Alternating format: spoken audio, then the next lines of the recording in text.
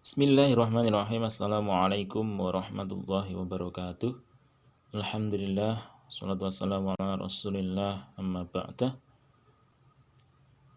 Rabbi zidni ilma warzuqni fahma. Rabbi zidni ilma warzuqni fahma. Rabbi zidni ilma warzuqni fahma. Allahumma arinal haqqa haqqa warzuqni ittiba'ah wa arinal batila batila warzuqni ijtinabah. Selamat pagi para siswa-siswiku dimanapun kalian berada. Semoga senantiasa dalam limpahan rahmat Allah Subhanahu wa Ta'ala. Amin ya Rabbal 'Alamin.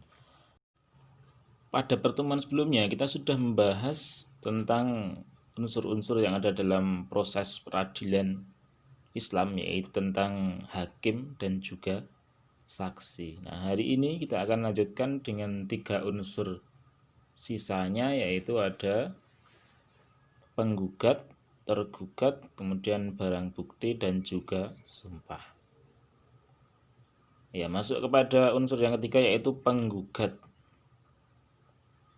Dalam suatu proses peradilan Islam ada yang namanya penggugat, ada tergugat. Nah, siapa penggugat?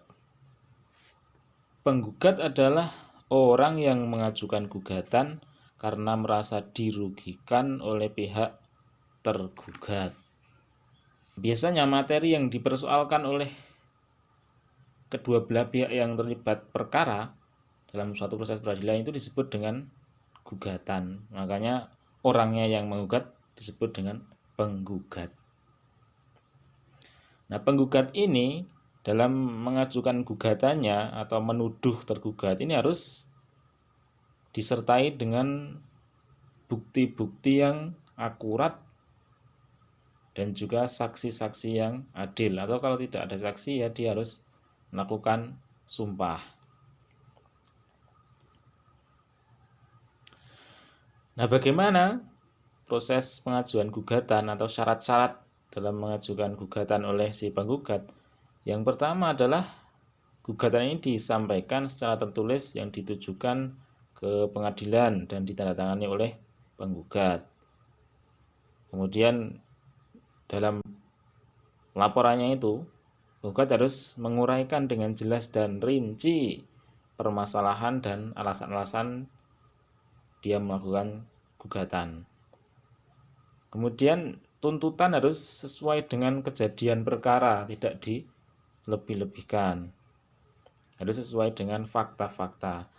Dan yang keempat adalah memenuhi persyaratan khusus yang dibuat oleh pengadilan. Nah, biasanya pengadilan itu memiliki syarat-syarat khusus untuk berbagai macam perkara. Nah, ini harus dilengkapi sesuai dengan yang dipersyaratkan. Kemudian penggugat dan tergugat sama-sama mukallaf, balik dan berakal. Mukallaf jadi orang yang sudah dikenai hukum syariat, yaitu sudah balik dan berakal. Kemudian terakhir, penggugat dan tergugat tidak dalam keadaan berperang membela agama. Seorang penggugat itu dalam menyampaikan gugatannya harus disertai dengan bukti-bukti yang akurat dan juga faktual. Tidak bisa mengajukan gugatan tanpa disertai dengan barang bukti. Nah, apa sih yang namanya barang bukti? Barang bukti itu adalah segala sesuatu yang ditunjukkan untuk oleh penggugat untuk memperkuat kebenaran dakwaannya. Ya, bukti-bukti itu bisa berupa surat-surat atau dokumen dalam bentuk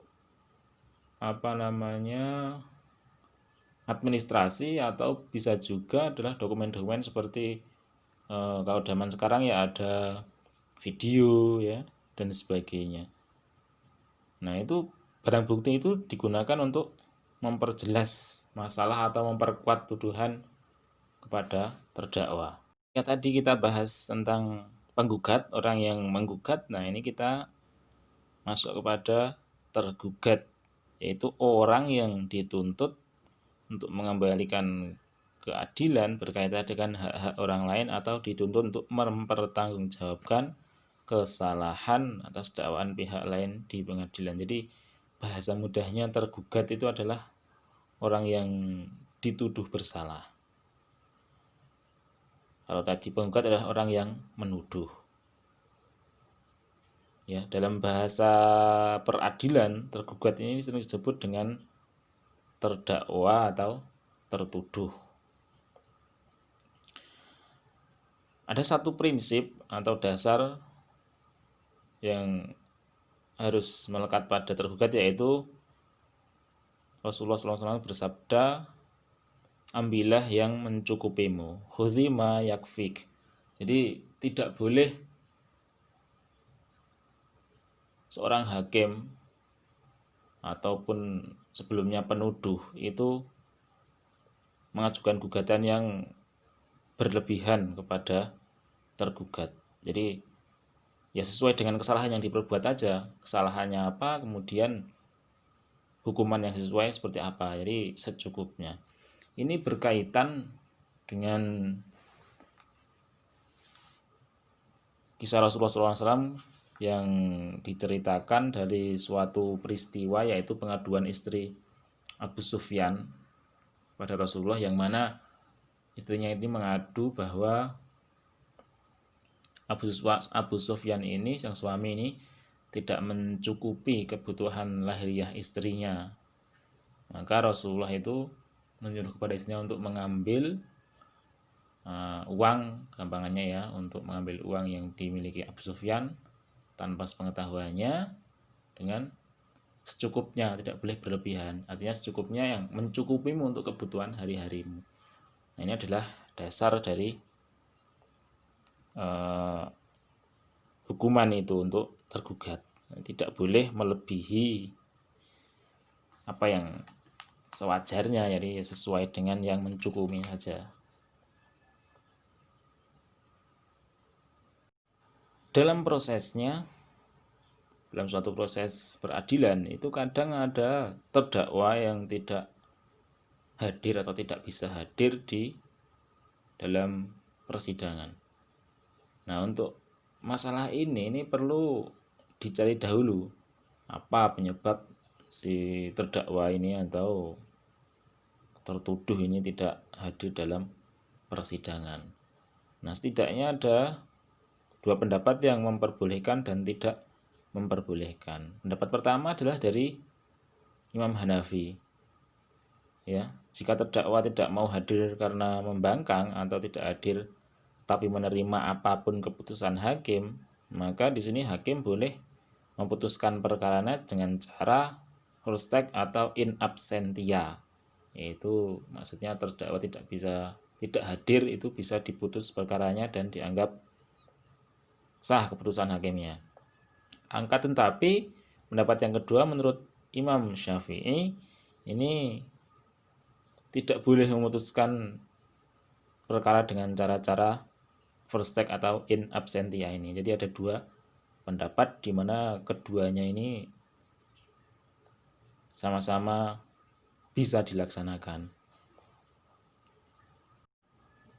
Seseorang yang dituduh melakukan kesalahan atau tertuduh itu bisa membela diri atau menolak gugatan itu dengan dua cara. Tadi yang pertama adalah bisa menunjukkan barang bukti. Nah, ketika penggugat itu mengajukan gugatan kemudian menunjukkan barang bukti, maka tiba ketika kesempatan si tergugat itu untuk menyampaikan pembelaannya, maka dia bisa menunjukkan barang bukti yang menunjukkan bahwa dirinya tidak bersalah. Atau yang kedua, dia bisa melakukan sumpah. Ya, ada beberapa syarat agar suatu sumpah itu bisa sah atau diterima sesuai dengan tujuannya, yaitu untuk memberikan keterangan guna meyakinkan bahwa sesuatu yang dimiliki itu benar atau salah. Ini harus memenuhi syarat-syarat. Syarat yang pertama, orang yang melakukan sumpah itu adalah dia tentu mukallaf, orang yang sudah balik, berakal, dan sudah dikenai syariat Islam. Artinya anak kecil tidak sah sumpahnya. Orang yang tidak berakal ya artinya gila, ya tidak sah.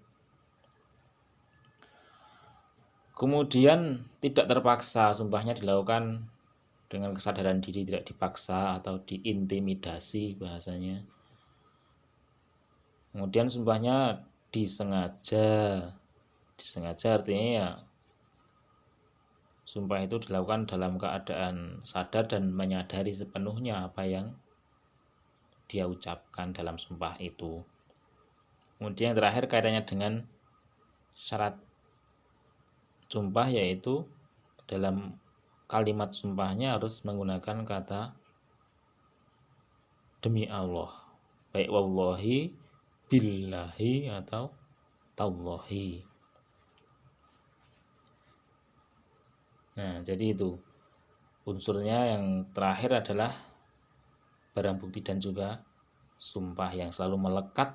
Barang bukti dan sumpah ini melekat kepada penggugat maupun tergugat. Jadi baik penggugat maupun penggugat maupun tergugat itu harus, kalau penggugat tadi harus menunjukkan barang bukti atau sumpah untuk memperkuat tuduhannya atau membuktikan tuduhannya. Tapi kalau tergugat menunjukkan barang bukti dan juga sumpah, tujuannya adalah untuk membela dirinya bahwa dirinya tidak bersalah. Nah, Islam itu sangat mengedepankan apa yang namanya kemaslahatan umatnya. Meskipun pelanggaran sumpah ini kaitannya adalah pelanggaran manusia atau yang bersumpah ini kepada Allah, tapi hukumannya atau kafaratnya ini adalah untuk kemaslahatan manusia. Nah, contohnya adalah orang yang melanggar sumpah ini. Orang yang melanggar sumpah itu dikenai kafarat atau denda. Ya, ini bertahap. Yang pertama, dia harus memberikan makan 10 orang fakir miskin.